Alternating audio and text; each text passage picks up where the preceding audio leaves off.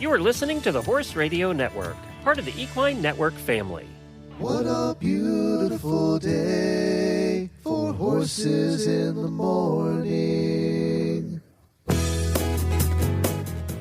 You are listening to the #1 horse podcast in the world. Here is your entertaining look at the horse world and the people in it.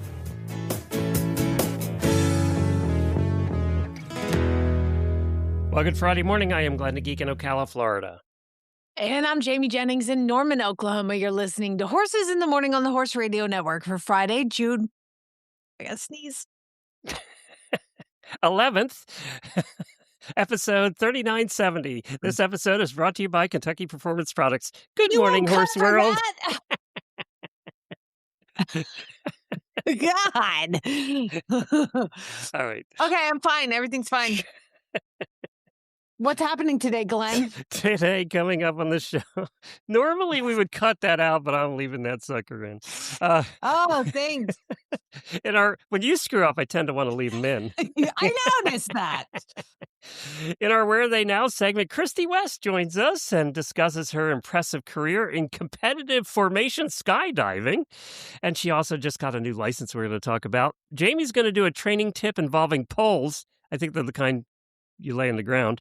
And This Day in Equine History honors the legendary Round Table, plus some really bad ads coming up. Also in the Auditor Post Show, several auditors have requested to hear my acceptance speech for the Visionary Award, and I have that audio for you, and that's what we're going to do in the post show. I'll just play that, and you can take a listen or not. Up to you. But I wanted to let everybody know that I created an event page on Facebook for the 4,000th episode recording. So we're doing it on Zoom. It is on July the 19th at 8 p.m. That's a Sunday night at 8 p.m. We did it then so more people could join us. It's going to be on Zoom, so we can see you guys for a change. You always a lot of you complain you want video so you can see us. Well, you get to see us, but we also get to see you. We're just now starting. Hey, that. Yeah. So we're just now and we'll have a few drinks. It's Sunday night at 8 o'clock. We can have a drink or two together and celebrate. I looked it up today, and according to two of the AIs I researched with, there have only been about 20 shows that have hit 4,000 episodes in podcasting. And are they funded by the government, like NPR? There were a couple. Yes, that's correct. Good guess. About half of them were those kind of shows. Another couple were tech shows that been around since the beginning they started podcasting, basically. Twit's one of them, This Week in Tech. That's where I first listened to a podcast. And but as far as independents like us, there's probably 5 that have made it this long. Wow. So, everybody knows Joe Rogan and all of them, but, he has maybe 2,000. And the other thing is, too, a lot of the ones that are around that have done over 4,000 have not been consistent. So they skipped a year here or there, or, they've been around for 20 years, but skipped a year or two. I don't get the whole season thing in podcasts. Like, I listened to this one podcast. They're like, that's it for the season. We'll talk to you, in season 2. There's a lot. Well, how can you? I don't get it. You take a break. I mean, it would be nice to have a break, right, for 3 months or so. But we had a break. It was at least 2.5 weeks long, and I couldn't take it. I know it was driving you nuts. I was sailing, so I didn't care. But seasons are interesting in podcasting. There's a lot of people who really do seasons. I always thought seasons worked well if you were doing a murdery podcast and you're covering one murder for 20 episodes or 10 episodes. And then you take a break in between which one you're covering. That makes sense to me as far as seasons are concerned. Doing a show like ours seasons don't make any sense to me. We're on season 427. Yeah. Welcome. Kind of like some of those shows like Lost and stuff. It seemed like they had 5,000 seasons because they must have been doing 4 a year. I don't know. But in any case, I created the Facebook event, which means you can go in there and say that you want to join us or that you're interested, so you get a reminder so you don't forget. So definitely click on one of those two so you get the reminders as we're coming up on it. We'll remind you again, too. I'll put a link to it also in our show notes. All right, Daily Winnie time.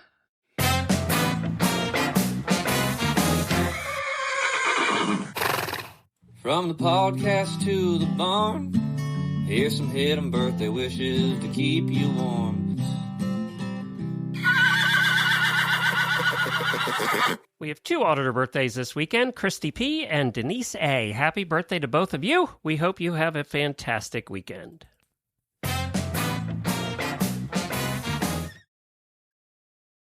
This is going to seem weird, but I'm going to give my daily Winnie. It's all going to tie together here to an author named Jack Ballou. I don't know if any of you have her books, but she writes a lot of books. One is in my tack room at all times, and it's called 55 Corrective Exercises for Horses. So I post a lot about the kind of rehab work and fitness stuff that I do for horses. And I think it was Kayla, was it? I think I'll think about it. Wanted to know, like, how do I start these horses and all that? So I was going to give you guys just a little bit of a walkthrough on this, and then just how to start them. But I highly recommend getting any of Jack's books. She has Equine Fitness, Corrective Exercise for Horses. She has online courses. I actually talked to the strength and fitness workouts for horses, practical conditioning plans using groundwork, ridden work, poles, hills, and terrain. Anyway, she's got a lot of books. So you can find them all on Amazon or jackballou.com. I couldn't even. There's a lot of like training videos and stuff that she also does on her website. Anyway, we're going to get her on because I think, her talking about it is going to sound a lot better than me talking about it. But in the case of like just wanting to start them, I've been working with Mizuma, the racehorse, for a month now. And then I just started Tito yesterday on all of this. I think I'm going to treat him for EPM too. But I'm just trying to help him figure out where his feet are. So when you start, like I think she has like a yearling and she wants to start figuring them out. I mean, the best thing to do is just familiarize them at first with the poles and make it comfortable. And that is just as basic as leading them over a pole. You like just lead them over a pole. And because some horses go, oh my God, it's like a brick wall. And like, no, it's not. You can step over it. And so it takes a lot of that. And then I'll put 2 in a row. And then think about putting them in a round pen and putting a pole here. Like put a pole, like say the round pen's a clock. Think about going, a pole at 3, 6, 9, and 12. And then have them go over that. Another thing that I've done is if you go to, like, it's not a billion more unpaid commercials, Glenn. You ready? Okay. So you can find those little tiny, they're called rail raisers, and they're just about 5 inches tall, and they just sit under the edge of your pole. If you want to go a little higher, I highly recommend the Correct Connect has these like cone shaped pieces of plastic, but they have little indentations for you to put the pole in. And it's like low, medium, and high. And I use those all the time. So I'll use those on the inside of the circle because it'll help the horses kind of stay to the outside. And just start thinking about raising them, kind of like start with them just on the ground. Like I'll do like with Tito, I just have 4 poles that are 9 feet apart because a 9 foot is a canter stride or 2 trot steps. So if you put them 9 feet apart, in the round pen, they can comfortably go over them. And then, I raise them as it goes. I add poles. There's some great exercises. There's an exercise I do, and it's like the pinwheel.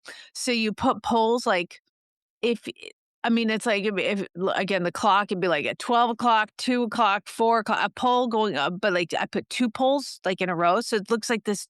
From probably the sky, it looks like this giant pinwheel of poles, and I stand in the middle, and the horses I make them walk around it, and I can raise those or lower those, or the more they are towards the middle, that's more walking, and then as they get halfway out, it's about trot steps, and as they get all the way out, they can canter it. I have not had one horse that could canter the pinwheel without more than 2 strides, so it's still a lot of stuff, but just think about with it, how easy can I make it and how friendly can I make it, and know your distances. 4 feet, 9 feet, 4.5 feet is a trot stride typically for a forward moving horse.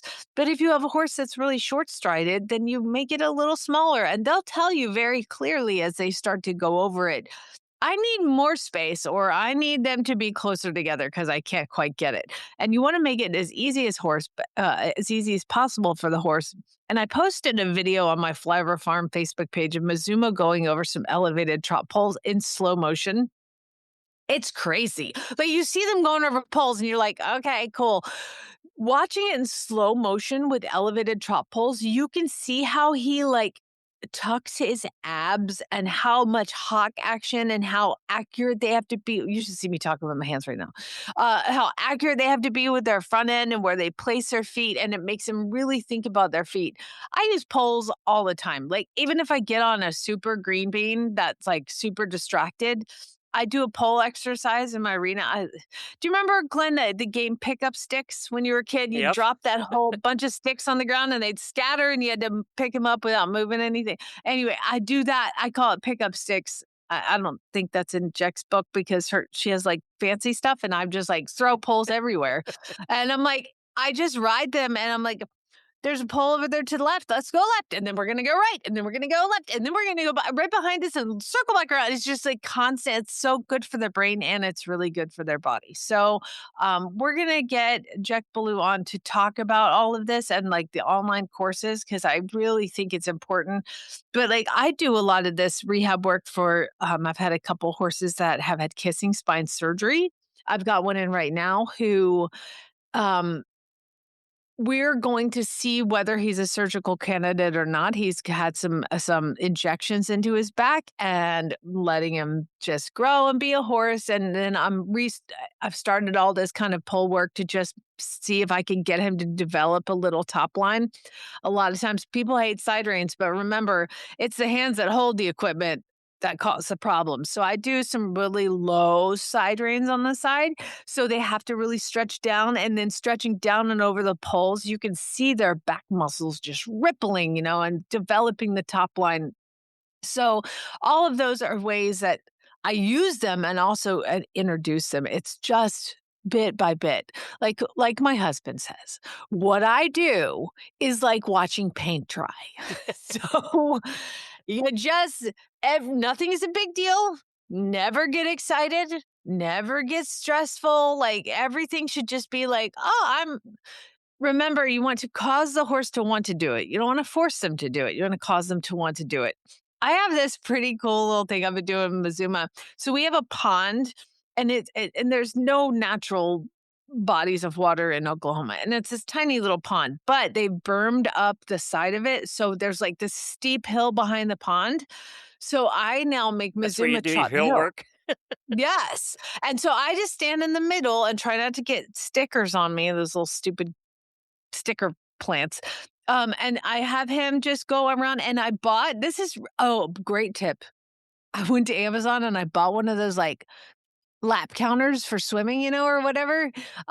So I bought a lap counter. So as I'm sending him up and down the hills or over the poles, I started with like Tito's on 4 laps each direction of trying to maintain his composure and just trot over the poles. So we did 4 and I click it every time I go by because I would lose count. I'm like, how many was it?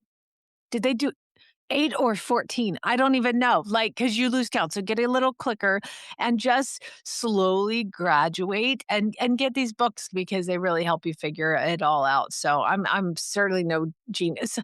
What is it that somebody told me when they came over and watched me train horses? They were like, you should write a book. And I'm like, there is a book. I read it. That's why I know.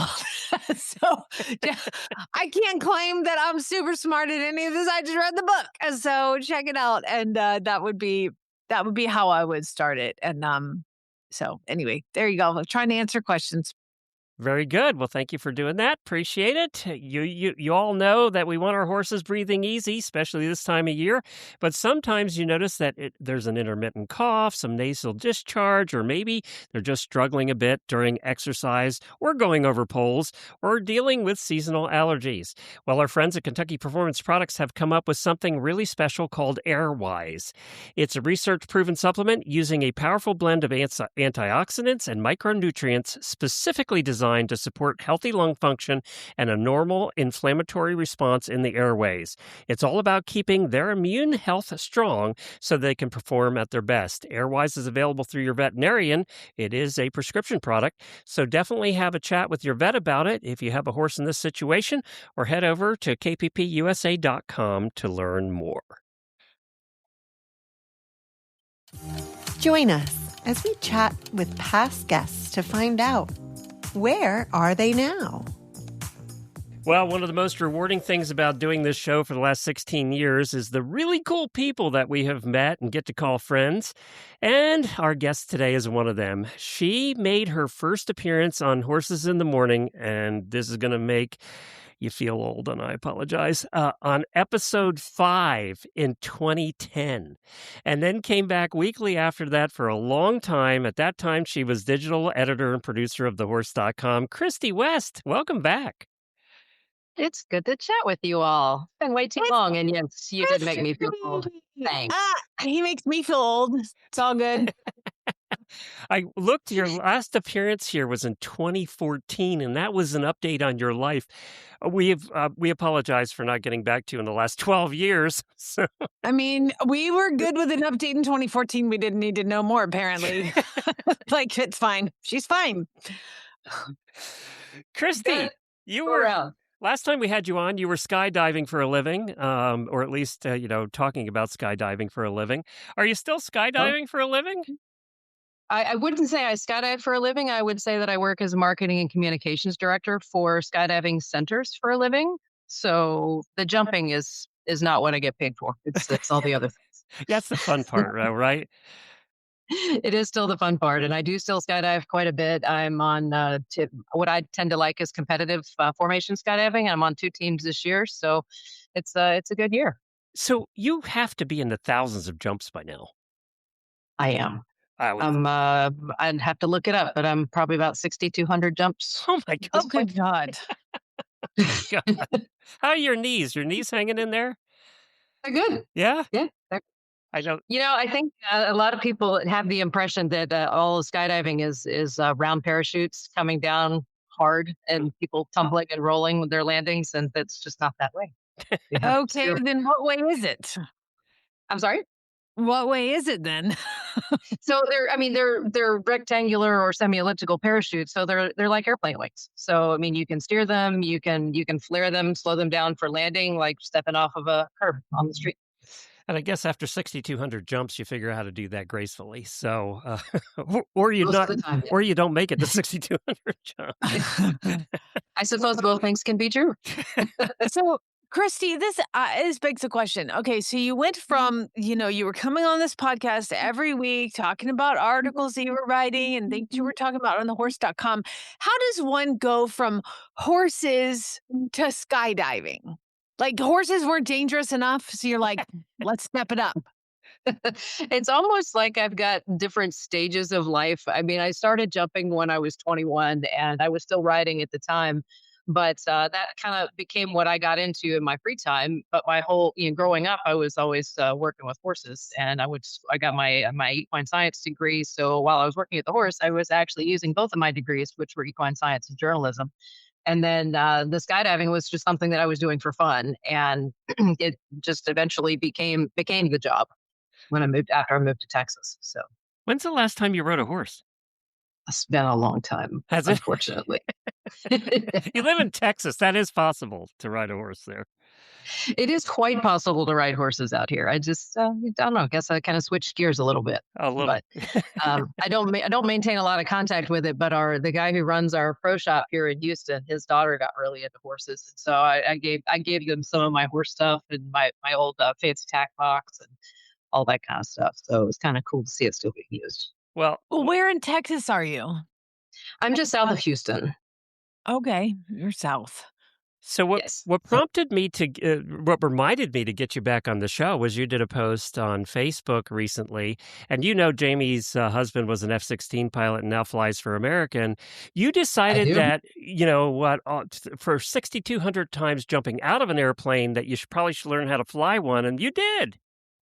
I did. It's been a bit of a long road for that training for me, but yeah, I finally was able to finish it up, and it's everything is interesting. Obviously, I've been in the airplane more than 6,200 times because I didn't jump out of all of them.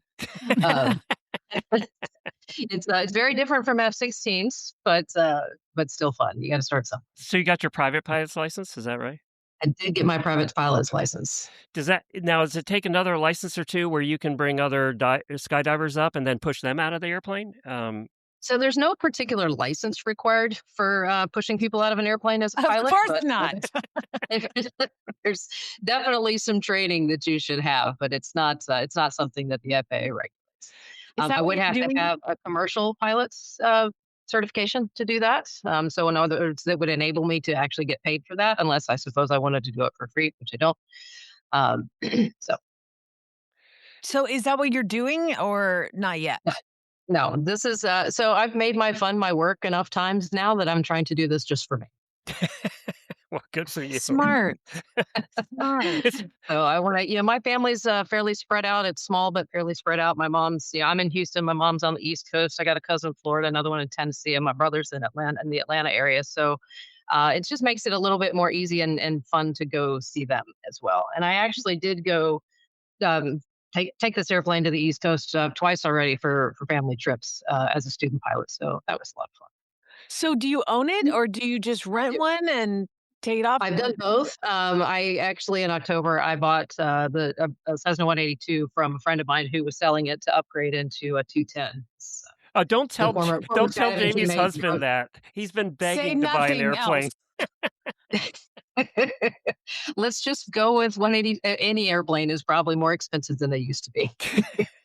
Exactly. It's a little bit like horses, that they get you with that first one that you rent, and then after that. We never understood why Jamie's husband wants to buy an airplane. He flies for a living. You think he'd get tired of it?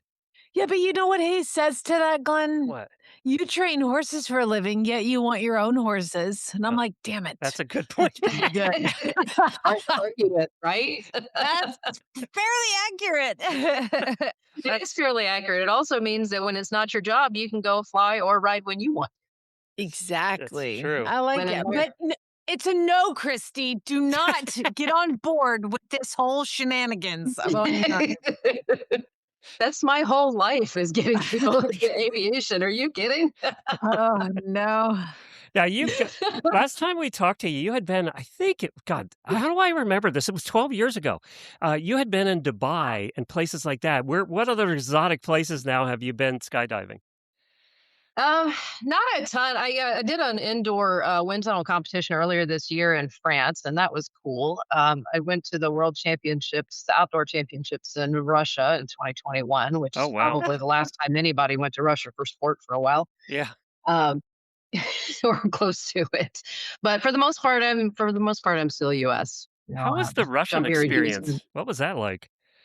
Is which one? How was the Russian experience? What was that like? Well, the travel was brutal. And this was also the hardest part, I think, was just sort of some of the post-COVID, because 2021, this competition was originally scheduled for 2020, but rescheduled to 2021 because of COVID. But even at that point, the airlines were still very confused, even day to day, over, okay, well, you can go from this airport to that airport internationally, right? Or you can only fly into this country if you're coming from one of these cities, because that was kind of a country specific sort of thing. And I mean, we had, even within this small team, some people who were able to connect through our original plan, which was we're flying from different places around the country because everybody doesn't live here, but we're going to meet up in Amsterdam and take the rest of the trip together that way. Well, that didn't work because those of us coming from Houston got told we couldn't connect through Amsterdam and then into Russia. We had to go through someplace else, which turned out to be Paris. So, I mean, but we're in there checking our bags for the trip when they're rerouting us and doing all this mess. So the logistics were interesting. Russia itself, besides being giant, it was fine, and it was August. So what I didn't expect was the weather to be as warm as it was when I got there. I thought I was still in Houston. It was humid. It was hot. It felt like Houston. And then after a few days, it got windy and cold and more what I expected. But But it was pretty. They took good care of us. It was definitely an interesting trip for What sure. now? The World Cup is happening here right now in the United States. Some people are following it. I'm only a little tiny bit. But are there countries that dominate skydiving? There do tend to be, yeah. U.S. is one of them, and this is again. There's different kinds of competition, but for what I do, it's the U.S. There's a very strong team out of Belgium. France is super strong.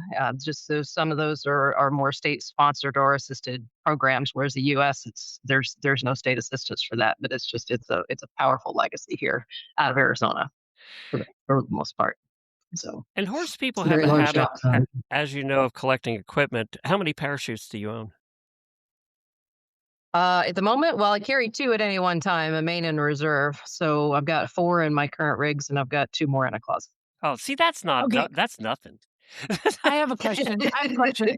In 68, whatever 100 jumps, you have the main parachute and then you have the reserve parachute. How many times have you had to pull the extra? I'm a unicorn, or not a unicorn, but I'm rare. None. Oh, no, Let's keep it don't that say way. none. What you say is, I refuse to answer that question so I don't jinx myself. So, This is me knocking on my wooden desktop. okay.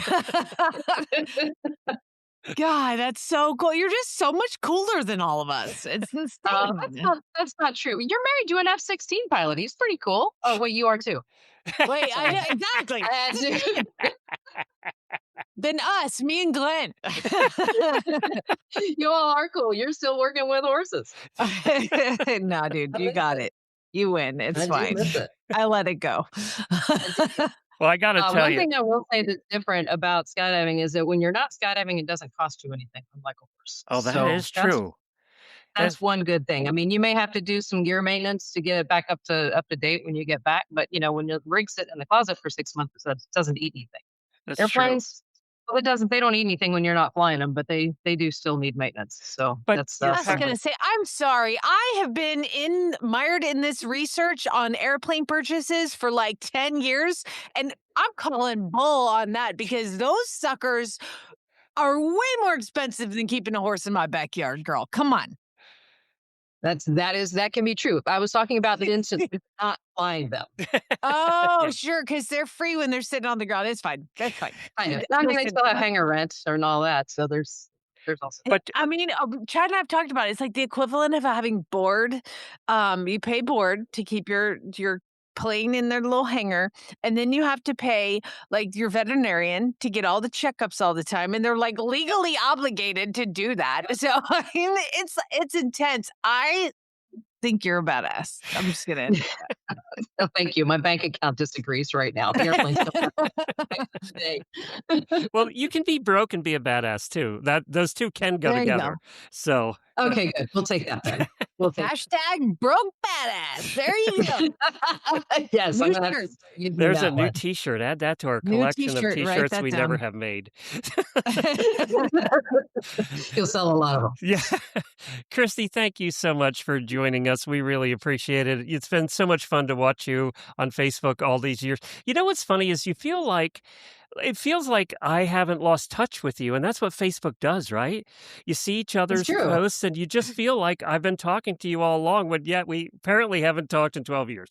So, Apparently not, but yes, I've seen kept up with you guys a little bit. I'm not on social media quite as much as I used to be, but it is always great to take a look and see people at AHP. Congratulations on your award, by the way. thank you, Christy. So you Very do well follow that deserved. still? I I think do a little bit. I think it was probably from you that I might have heard about AHP in the first place all those years ago. Was it really? Yeah, I think it probably was because I didn't know what AHP was when we were doing this podcast thing because we weren't exactly invited. So I mean, it was I So I get to share in the measure of success slightly. I'll Just cut off you a know. piece of the trophy and send it to you. Okay, all right. Yeah, no. Thank you, Christy. But that's great. Appreciate No, it. seriously, well deserved. You reach a lot of people. You have a lot of fun, and it's really good to talk to you both again. Well, I want to remind everybody to get your Spalding Fly Predators now. It's that time of year when you should be doing that. HRN 10 HRN10 is your coupon code. If you're brand new, you can get 10% off your first order. So if you want to give them a try, be sure to use our coupon code HRN10.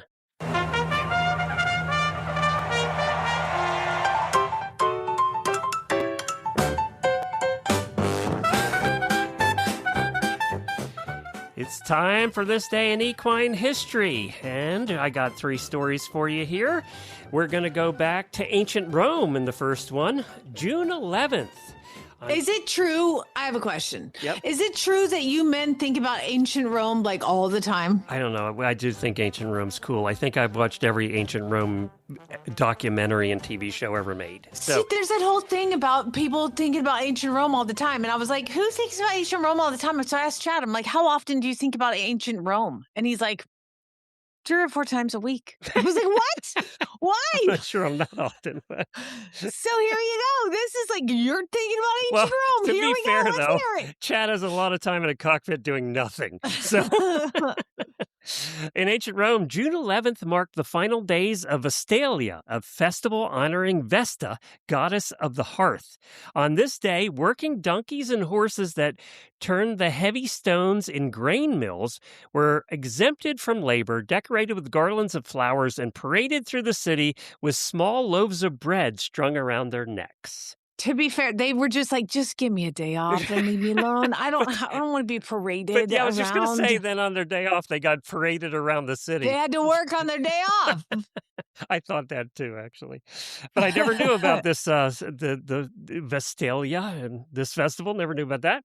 So basically, what we all have to do today is tie garlands of flowers and loaves of bread around our horses' necks so we can celebrate There them. we go. There we go. On June 13th, 1932, Golden Cloud, a striking Palomino stallion was born. Do you know what that horse was and became? Golden Cloud? Well, I mean, wasn't it a walking horse? But also, I know who that horse is. Do you want me to spoil it? Yeah, spoil it. It's Trigger. That's right. It's Trigger. Of course, Roy Rogers' horse, but he was born on this day, and I never knew that his name was changed later. So I was new. He Trigger. was a walking horse, right? And that's what okay. Some kind of gaited horse. I don't remember. I'm going to Google it while you Okay. do the next one. Okay. So the next one involves Queen Elizabeth. On this day in 1984, Queen Elizabeth visited the Kentucky bluegrass region. During her trip, she made a special request to visit Round Table, a legendary 30-year-old retired stallion at Claiborne Farm. She wanted to pay her respects to his mother, Knight's daughter, who was bred by her father, King George. So basically, this horse was in her lineage of horses, and she wanted to pay respect, which then got me thinking, well, who the heck was Round Table? And then I learned that Round Table was considered the greatest turf horse in American racing history. He was foaled, get this is a coincidence, he was foaled on the night of April 6, 1954 at Claiborne Farm.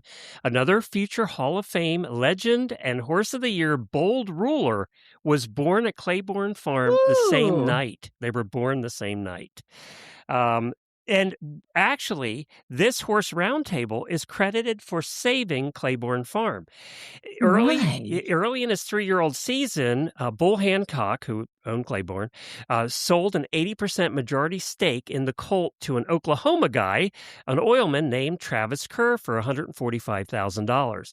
Hancock later admitted that the cash injection was literally what saved Claiborne Farm at the time, allowing them to pay the estate taxes and to keep the property afloat. So, then Bold Ruler went on to sire Secretariat, and the success just continued. That's right. So when he was retired, when this horse was retired in the 1959, he surpassed Nashua to become the all-time leading money earner in thoroughbred racing history. So he sold away, 80% of the ownership of this horse for $145,000. But that's how much? Nothing now. Yeah, but then, I mean, even then, how much would he have made back in the winnings of this horse as he went on through his career? So, but anyway, I thought that was all interesting. I didn't know any of that. So, okay, while everybody's sitting here yelling at me, apparently it's an urban myth that Trigger was a Tennessee walking horse, and he's actually a quarter horse thoroughbred cross, and he's registered. So There you go. sorry, I'm not perfect. I know y'all are yelling at me. He wasn't a walking horse.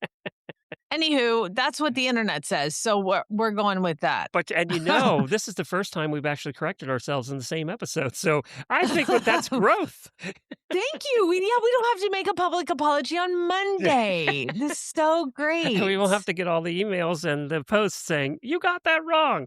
It's because apparently we corrected it. Thank you, Jamie, for looking that up. I appreciate it. Yes. Pay attention. If you ain't met one by now, you're bound to sooner or later. He says one thing and he means another, but hey, he can't help it. He's a horse trader. Horse trading. Well, it's a laissez-faire. Let the buyer beware. Horse trading. They tell a low-down lie with a sincere stare. Horse trading. Well, if they're talking in circles and the deal ain't square, he's a master in the fine art of persuading. Horse trading. I'm sorry. I'm learning so much. Okay. The rest of you that are yelling at me saying Trigger was a Tennessee walking horse, turns out that after Golden Cloud Trigger retired, there were two other prominent Palominos named Little Trigger and Trigger Jr., Tennessee walking horses. Thank you. Okay, I'm done. Did Roy Rogers ride those horses? Yes. Yeah, okay. Yes. You know what? Don't ask any more questions because I'm just going to get yelled at. It's time for really bad ads, that time of the week when we make fun of other people. Or ourselves. It's fine. This month, we're giving away a prize. It's a box of crap. It's a Glenn's box of crap. Coveted box of crap. It's been a while since I've given away a box of crap. And I'm telling you that there's going to be real crap in it, so don't get too excited, all right? I know other people have set high expectations. And the other disclaimer I'm going to put here is I don't want any of this crap back. So if you don't want it, you have to give it to somebody else. That's the rule. So, because I'm getting it out of my studio. You know what you should do is like in one of these books that you think nobody's going to read, put $100 bill somewhere in the middle. So like they just accidentally find it. They're like, I was reading that book and I found $100. If you find this $100, email me at. Yeah, because I left it. I lost it. Now whoever wins the box of crap is going to be going through every book page by page.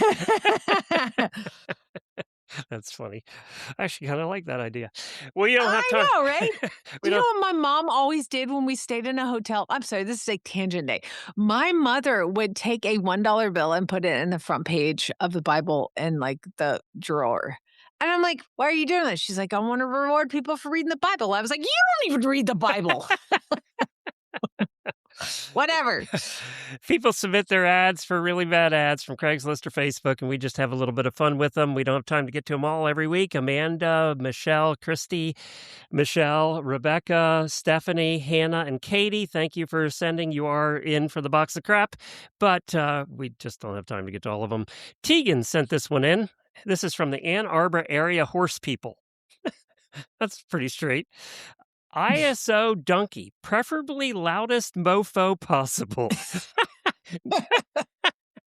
Somebody hates their neighbors. Okay, let's decide. Why do they hate their neighbors? Why are they doing this? Because usually you do this when the neighbors probably got rap music going till 2, 3 in the morning, right? And you're hoping the donkey just goes off at 5 a.m.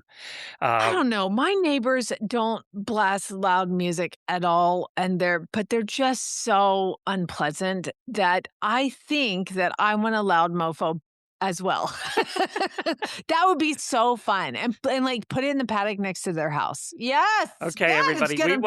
We want to know, and the auditors especially. We want to know in the auditor room, why would you want a very loud donkey? For which neighbor are you targeting? Or she wants her husband to move out. One or the other. I can come up with all sorts of crap. Okay, Ursina sent in the next one, and it doesn't show me. Sometimes, remember, Jennifer doesn't want me to visit the page that the ads come from, so she cuts them off. So this one is from some Facebook page, but I don't know what. Horse information. Red Roan Draft Mare, 4 years old, 15 hands. Green as green can be. Has been on her own in a round pen for a few weeks. $4,000. These are By the way, the picture is of a red roan with wearing a halter with like a 9-foot-long catch rope. Yeah. Did you see I'd how say long the she's- feet are on this horse? They look fake, actually. It's Oh, crazy. bless it. Bless it. Well, apparently they can touch it. So at least there's that because there is a rope tied to it. Or maybe they just leave it tied to the rope. I don't know. No, the rope is tied. It's called a catch rope. For horses you can't catch. Yeah, I Some see people that just now. leave the rope on it. I thought it was a lunge line at first. No, it's just a long ass rope. Because both of you and I catch have it. gotten horses that were tied to trees when we went to pick them up. So, I mean, yeah. I'm looking at you, Carl. Looking at you, Scooter. Betty sent this one in. For sale. Selling Leo due to false advertising. Oh, boy. Meet this previously advertised AQHA 5-year-old gelding that does no wrong. Owned him for 2 weeks currently, at which he went straight to the trainer for a tune-up. Experienced riders only unless you'd like to meet Jesus recreationally. I've never heard that. I haven't either. He might ride great if your hobbies include bull riding, skydiving, and making poor financial decisions. Christy, we need help on this one. She can probably ride it. I apparently purchased him during happy hour, and complimentary cocktail package has since worn off. You've done that a few times, so you can relate to this. I don't know what you're talking about. I would never do that. And I now own a caffeinated rodeo event with trust issues. Excellent horse for a cowboy or someone braver, younger, or covered by better insurance. Oh my God. I'm looking at the picture, and this is a very, very grumpy looking sorrel does quarter look horse. grumpy. But I'm looking at him, and the first thing I would say to these people is take off the back cinch, or at least loosen it. That back cinch is tighter than the front cinch. Well, of course he's bucking you off, you dumbass. I'm sorry. Also, the Page saddle's sent- sitting back about 5 inches too far back on the horse. That doesn't help either. Yeah, and your saddle pad should not cover the horse's hips. Okay. See, this is Just- a case where it said, I sent the horse to the trainer. You should have gone to the trainer with the horse. That's probably the case with this one. disaster. Paige sent the next one in, and this is just a little, I don't know God, what we page have from. a theme today. ISO broke to ride buckskin quarter horse. If you say, quote, so broke grandma can ride him, end quote, I expect to see video of an actual grandma riding him. Otherwise, don't waste my time. Ever tell you that there's a woman comes over, she's like, she was a dressage rider, like in her youth and like a judge and everything. Well, she was probably, in her mid 70s. And I had this really gentle giant thoroughbred, and she would come over and just watch me train horses, just come over, hang out. And so, this big horse, he had some like oscillates and some problems, like some racetrack jewelry, we call it. And she just looked at me. He was so gentle. I was like, do you want to get on him? And she was like, hell yeah. So she gets on him, and she's at this point, maybe 78. Now, you guys know I would not put somebody on a horse like of that age to like the horse is going to cause problems. So I took a video of her riding this horse. I posted it, and he was adopted 7 minutes later. So You need her coming over for all the horses. I know. Like 7 needs minutes a after commission. posting that video. I know. She could charge Toss her up on 10%. listening. She could just hire herself out to ride for sale horses to 10% Oh my gosh. commission. I saw her a couple weeks ago. She's like, how's that horse doing? I was like, no news is good news. I love that. Lilith sent this one in. I think it's from England. And this is a first. We've been doing these so long that I never think we're going to have a first. And today we have two. So this is a first. This is the trailer, quote unquote, for sale. 3.5 ton horse fan, $5,500. Horse fans are very popular in Europe. 5,500 pounds. Yes, right. 2007 Vauxhall Movano holds 2 horses, super easy on fuel, has tow bar if needed, has tack area in the back for storage. This is a modified van. This looks like gotta a be minivan. homemade. This has to be homemade. Doesn't It it? looks like it looks like a van. Like somebody, these vans The that camper pick you up from vans. the airport. Or the They camper pick you up from vans. the Yeah. airport, and there's like, a like place for a wheelchair. They converted like the wheelchair ramp to like a horse ramp. This is crazy looking beast. You do you, baby. I would love that. Van conversions are a huge thing with van life and all of that now. This just takes that to another level right there. And, Horse van life. and you can have it for 5,500 pounds today. And it's painted a very homemade red. Looks very It's hand-painted red. the next one comes in from Melissa, and this is the Facebook page Northern Illinois Horses. Hello. I'm hoping to reach some exotic pet owners who have horses that would be interested in a trade. Oh no.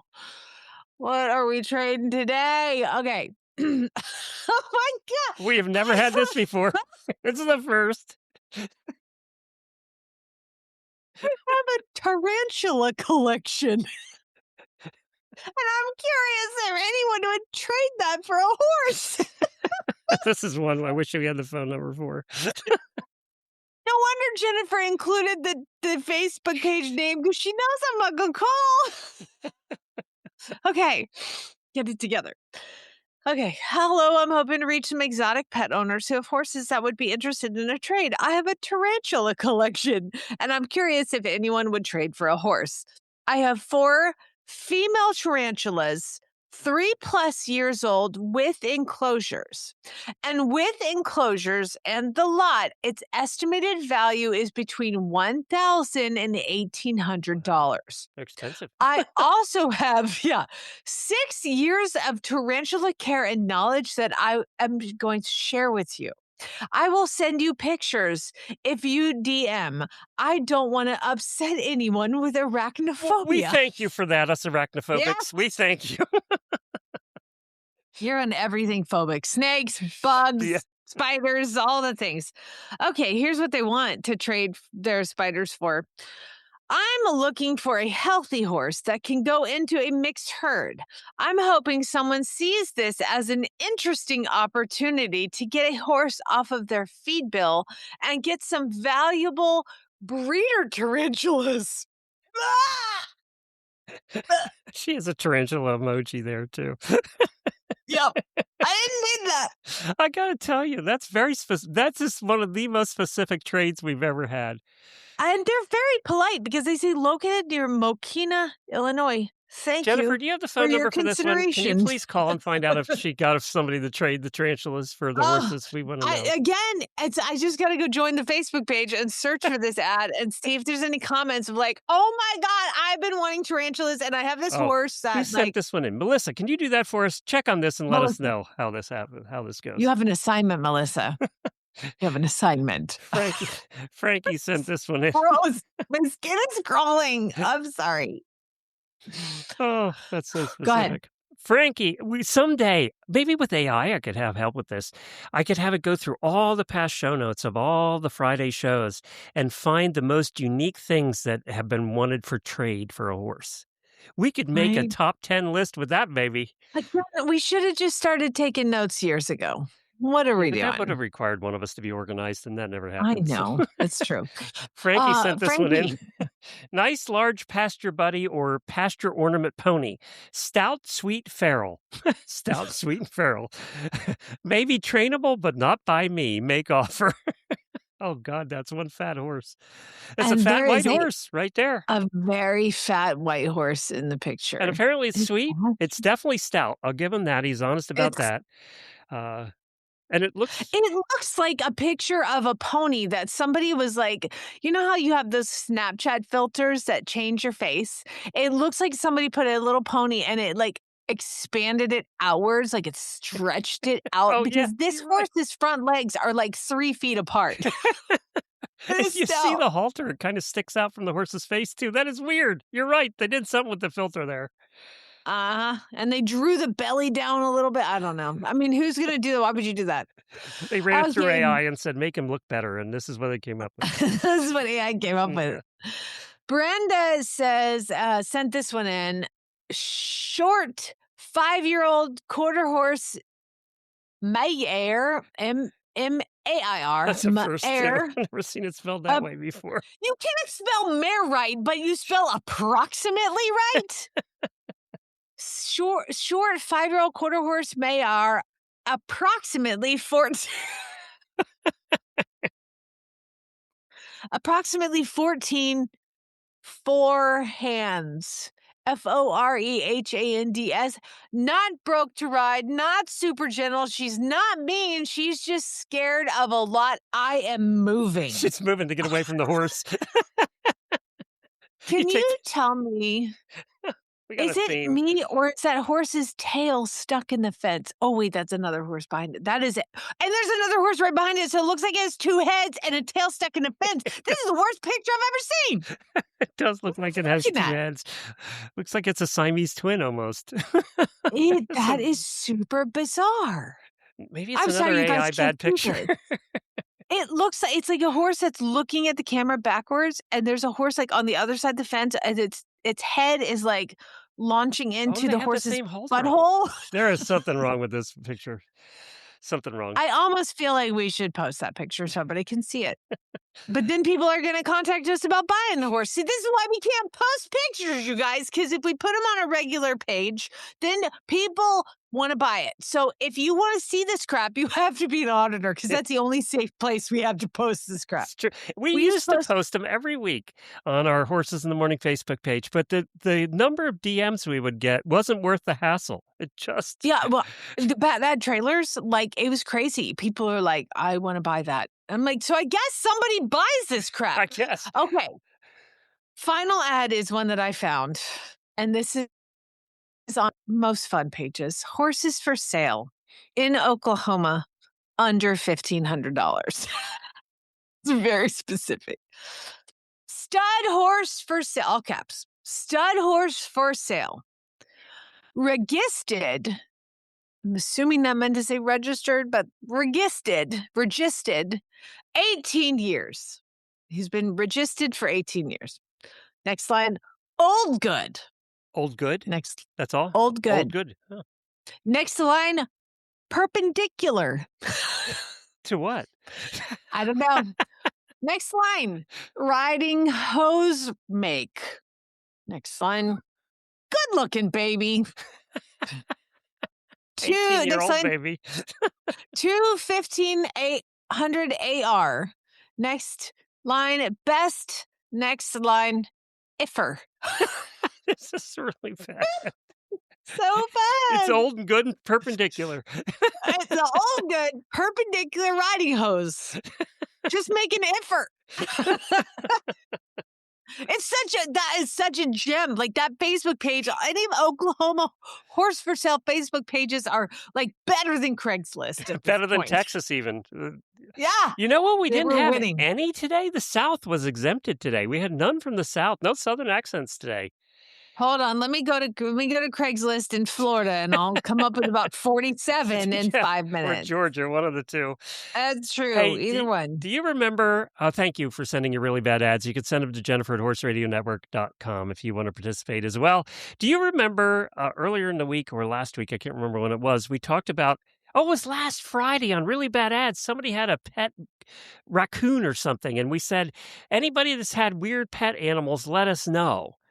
Guess who I have booked for Monday? Oh, my God. I have booked for Monday one of our listeners whose grandma had pet skunks, and the one was not deskunked. And she, as a kid, got to play with the pet skunks. And now grandma has a pet goat in the house. So we're talking to her on Monday to find out what it's like to have a pet skunk in the house. Screw that. I want to talk to grandma. I don't think grandma would come on the show. So we have to do the best. We had to get grandchild here.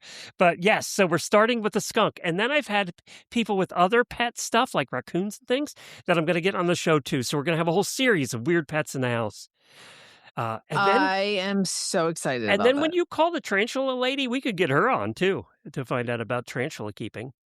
Now, I know you weren't talking directly to me. I'm pretty sure that we were talking to Melissa. Melissa, make the call. Melissa, as a matter of fact, trade her for the tarantulas so we can learn more about that.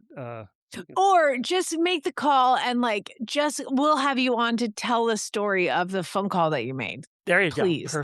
Perfect. Or message her, and there'll be the messages back and forth, and Glenn and I'll read them back and forth. Yes. Let's do it. Yes. Well, thank you, everybody, for joining us today. We appreciate it. You can tune in to this fine programming again on Monday when we talk Skunks in the House. That's going to be the title for Monday's show. Oh, God, I Skunks want in the one House. so bad. What, a skunk? Yeah, I would like a skunk in my house. Well, let's find out the details first, like is it housebroken, things like that. Let's find out those details before you want a skunk in the house. I think there's more to it than you think. All right, that's it. We're heading out. You guys all have a terrific weekend. Auditors, if you want to hear my acceptance speech for the award I won last month, a couple of you requested it. I'm going to play it in the post show. Jamie and I will not be here, but the acceptance speech will. If you don't want to listen to it, that's fine with me too. I will say this was taken on Ashley's phone. And it was on a video on Ashley's phone from where, Jamie? All the way in the back far corner of the room. So I cleaned up the sound as best I could, but it does sound like I'm on stage about a half a mile away. And that's because Ashley was pretty much a half mile away. So I did the best I could. I couldn't get I don't know if they didn't do an official recording or what, but this is the best I could do. Well, you did good. And I would like to point out that Northern Illinois Horses Facebook page is a private group. So I'm going to need some help, Melissa. Melissa, you do it. You go for it, all right? Spay, neuter, gelt. Kill those tarantulas. They're spam.